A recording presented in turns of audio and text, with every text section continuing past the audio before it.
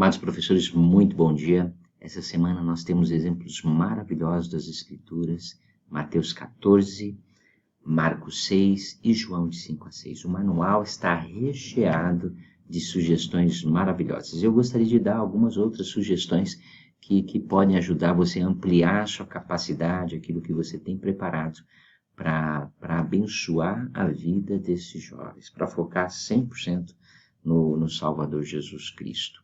É muito interessante que o capítulo 14 e Marcos 6 também, ele começa falando a respeito de Herodes, né?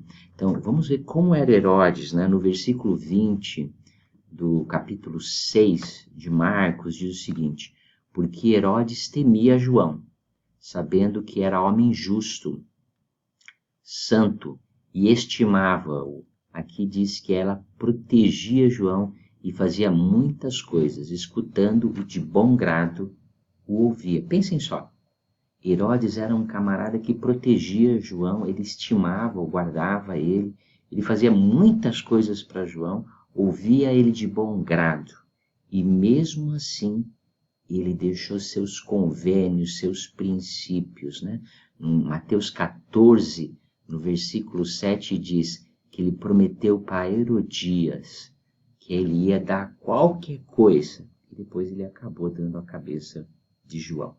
Então, talvez a pergunta é: quantos de nós nos associamos com coisas, pessoas, que fazem com que nós quebramos os nossos convênios, os nossos juramentos, as nossas promessas mais solenes? Pensem nisso, né? Herodes sabia e acabou perdendo todas estas coisas, né, deixando de lado por causa de associações, por causa de amizades impróprias, né? Talvez seria alguma coisa boa para começar a aula explicando a respeito das necessidades de termos boas amizades, as amizades que nos ajudam a cumprir os convênios e alguma coisa assim relacionada. Muito interessante também aqui em Marcos 6, no versículo 14, quando eles escutaram Jesus, tá? Eles pensaram, tá? No versículo 14, pensaram que era João, tá? Que tinha ressuscitado dos mortos e fazia maravilhas. Outros diziam que era Elias, outros diziam que era um profeta. Eu pegaria um pedaço de papel e pediria para os jovens escrever: se alguém lhe perguntasse quem é Cristo, o que você responderia para isso, para ele, né? Quem é Cristo? Cristo é alguém que está lá no passado, que já está morto. Cristo é alguém com outro nome, né? Não, olha, ele foi um bom professor, ele foi isso, foi aquilo. Ou ele é um profeta de Deus. O que você pensa a respeito de Cristo e o que você responderia para esses seus amigos? Em Mateus 14, no versículo 13, diz que Jesus retirou-se de onde é que ele estava, ele pegou um barco e foi para um lugar deserto e apartado. Tá? E depois, lá nesse lugar deserto e apartado, ele viu uma grande multidão e ele se moveu de íntima compaixão. Quantos de nós já estivemos nesse deserto? Quantos de nós vamos para um lugar para ficar sozinho? Quantos momentos em nossa vida isso já aconteceu? O Senhor se move de íntima compaixão por essas pessoas que vão para os lugares desertos e para os lugares solitários. Existem centenas de milhares de pessoas que vivem com problemas de depressão, ansiedade, ou somente o dia não foi bom. Mas lembrem-se disso, mesmo nos dias ruins, Cristo pode estar conosco. Sua compaixão vai se mover por nós. Quando em sua vida você sentiu que mesmo no seu lugar deserto e mesmo sozinho, você sentiu a presença de Cristo?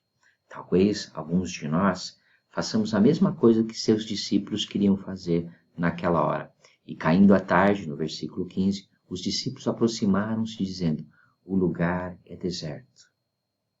A hora já está avançada. Despede a multidão. O Senhor nunca quer se despedir da multidão que está no deserto, da multidão que está na hora avançada de sua vida. E ele diz no versículo 16, não é necessário. Dai-lhe vós de comer. E aqui começa essa grande parábola da multiplicação dos 5 pães e 2 peixes, né? Tantas coisas podemos aplicar aqui, né? Neste lugar, mas né, neste princípio, perdão. Mas a ideia é, o Senhor ama estar nos desertos, o Senhor ama estar nas horas avançadas, e o Senhor ama estar nos lugares apartados, ok? E Ele utiliza outras pessoas para abençoar também a vida dessas pessoas que se encontram nesses lugares. Quando em sua vida você já sentiu que você foi conduzido por Deus para abençoar a vida dessas pessoas? Com certeza a parábola ensina muito a respeito de nós levarmos a nossa falta de capacidade, falta de habilidade a Cristo. Qualquer coisa que nós levarmos para Cristo, Ele vai multiplicar. Tá?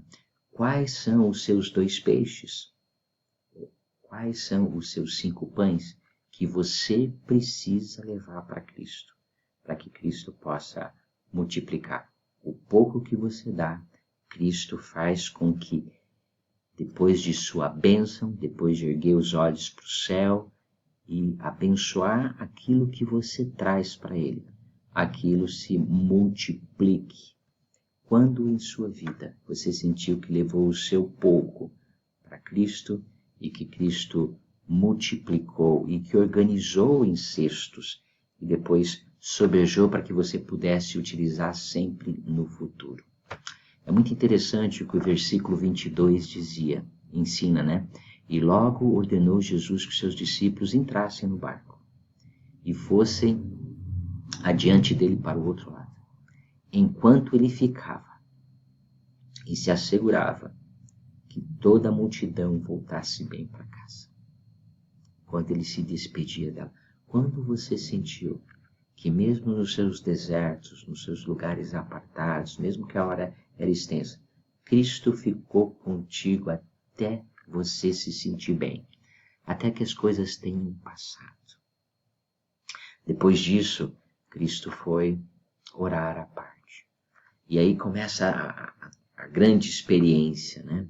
De o barco estar no meio do mar, açoitado pelo vento contrário. Quando em sua vida você sentiu que você estava dentro de um barco que foi açoitado pelas ondas do mar, pelas tempestades, pelas provações?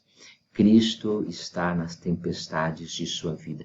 Quando em sua vida você sentiu que Cristo estava durante a sua tempestade, mesmo você estando no barco, mesmo você estando num lugar que deveria ser seguro e protegido, na igreja, em seu lar, cumprindo os mandamentos e as provações vindo com muita força.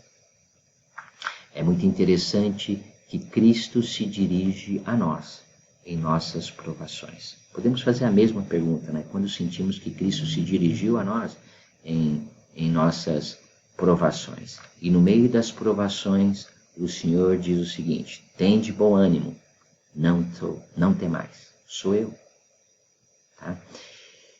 Então, com certeza a Escritura continua ensinando muito a respeito de focar em Cristo no meio das nossas tempestades. Quando nós sentimos o vento forte, quando nós focamos em Cristo no meio da tempestade, podemos utilizar todos esses exemplos maravilhosos que o próprio manual também já traz, né? O que podemos fazer para aumentar a nossa fé, para não duvidar que Cristo vai estar conosco durante nossas provações.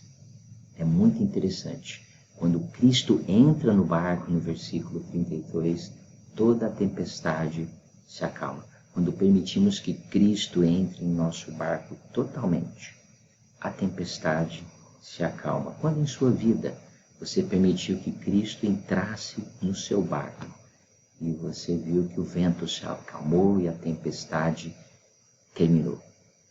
Quanta coisa boa para ensinar aqui. Que Deus possa nos abençoar ao ensinar esses versículos maravilhosos que podem nos ajudar não somente a acalmar o vento e a tempestade, mas como multiplicar nossos pães, nossa falta de habilidade, nossa falta de capacidade e a importância daquele com quem nós nos associamos para que nós não possamos quebrar nossos convênios.